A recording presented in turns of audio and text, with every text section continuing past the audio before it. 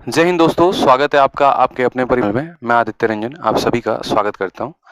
चलिए, तो जैसा कि आप सभी को पता है, पेपर आपका अब स्टार्ट होने वाला है और इस लास्ट टाइम में आपके लिए कुछ ऐसे टिप्स हैं जो बहुत ही ज़्यादा ज़रूरी हैं, जिनको आपको फॉलो करना ही पड़ेगा, क्योंकि अगर आप इनको फॉलो नहीं करेंगे तो आपका स्कोर जो है वो थोड़ा-सा कम रह सकता है। तो इस वीडियो में मैं आपको कुछ टिप्स बताने वाला हूँ, जिसके माध्यम से आप अपने स्कोर को थोड़ा बढ़ा सकते हैं और जो आपका सिलेक्शन बॉर्डर तक रह रहा है, वहाँ से आप अपने सिलेक्शन को कन्फर्म कर सकते हैं।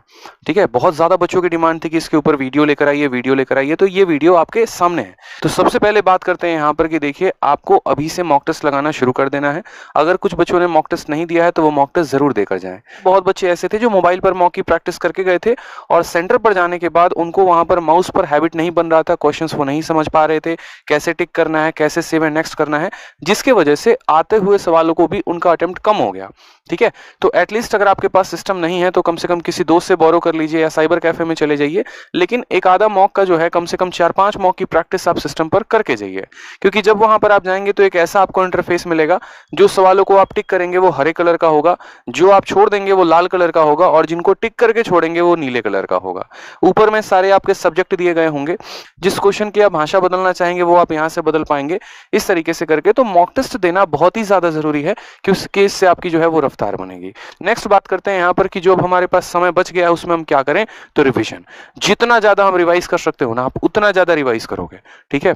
ये बहुत इंपॉर्टेंट आर्ट है। ब्रूस ली ने भी हमेशा, मैं कहता हूं कि कहा था कि मुझे उस व्यक्ति से डर नहीं लगता है जिसको 10,000 मूव्स आते हैं, मुझे उस व्यक्ति से डर लगता है जिसने एक ही तरीके को कम से कम 10,000 बार प्रैक्टिस कर रखा हो। तो सेम तरीके से आपने जो भी पढ़ा है, जहां से भी पढ़ा है, जो भी नोट्स आपने बनाए हैं, उन सबको आप रिवाइज करेंगे। ये आपका गोल्डन फंडामेंटल होना चाहिए। ठीक है? रिवीजन में करेंगे तो क्या क्या करेंगे, जैसे बात करते हैं मैथ्स में कई सारे यहाँ पर फॉर्मूले हैं, उन सभी फॉर्मूलों को आप जो है रिवाइज करके जाओगे, चाहे वो अरिथमेटिक के होंगे या वो एडवांस के होंगे। बहुत बार ऐसा होता है कि आपके क्वेश्चन में सीधा फॉर्मूला बेस्ड क्वेश्चन आते हैं, अगर आपको फॉर्मूला नहीं पता तो आप उनको मिस कर दोगे। उसी तरीके से सेकंड आपके जीके में अगर हम बात करें तो स्टैटिक का पोर्शन, ठीक है, जैसे छोटी छोटी चीजें, दर्रे हो गए, यहाँ पर झरने हो गए और आपके यहाँ पर मरुस्थल हो गए, तो इनके ऊपर क्वेश्चन सीधा सीधा पूछा जाता है।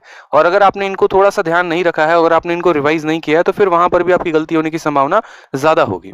करंट अफेयर के भी बहुत ऐसे पॉइंट होंगे जहां पर अक्सर आप कंफ्यूज कर जाते हैं।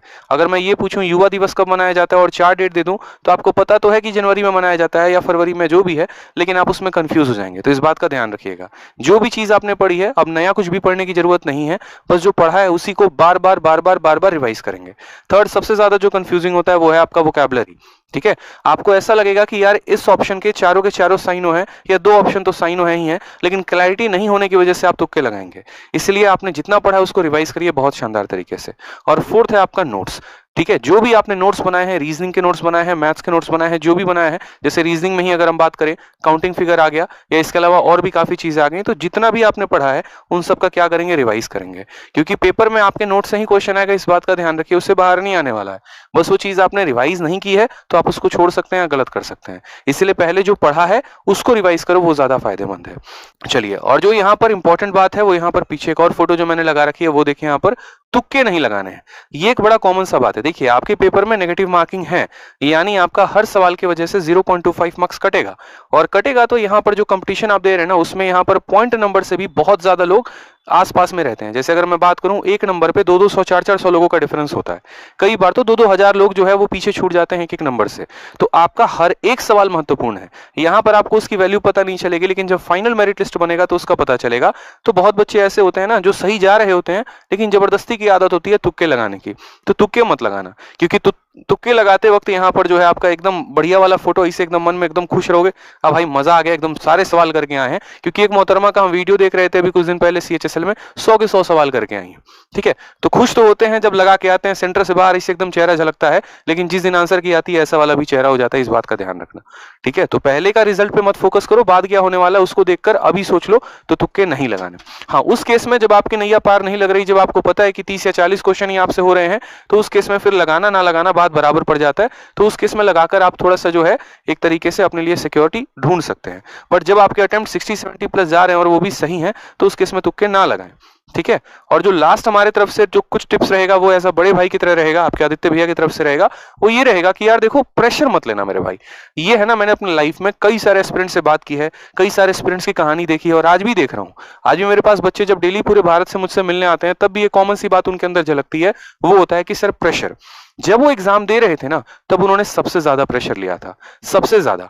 मतलब अभी अगर वो मुझसे बात करेंगे तो प्रेशर नहीं होगा, वो पढ़ाई करेंगे तो प्रेशर नहीं होगा, बट उनके साथ एक कॉमन सी बात ऐसी हो जाती है कि वो जब पेपर देने बैठे हैं तभी उनको प्रेशर होगा, तभी उनको ये नजर आएगा कि हाँ उनकी वाली उनको छोड़ के चले गए, तभी उनको ये नजर आएगा कि उनके घर में प्रॉब्लम है, तभी उनको ये नजर आएगा कि उनके पास पैसे नहीं है।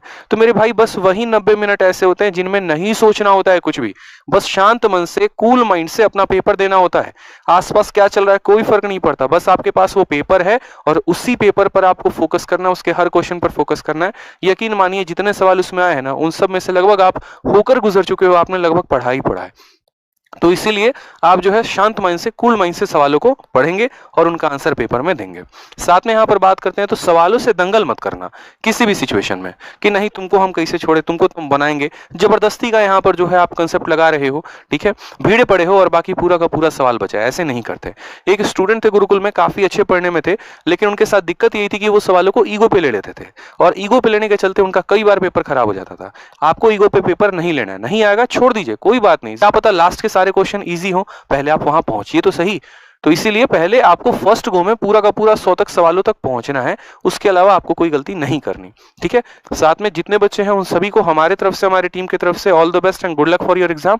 अच्छे से पेपर देना है, सिलेक्शन लेना है, ठीक है, और परेशान नहीं होना है। खुश रहिए लाइफ में, all the best, thank you. और वीडियो कैसे लगी कमेंट बॉक्स में जरूर बताइएगा। धन्यवाद।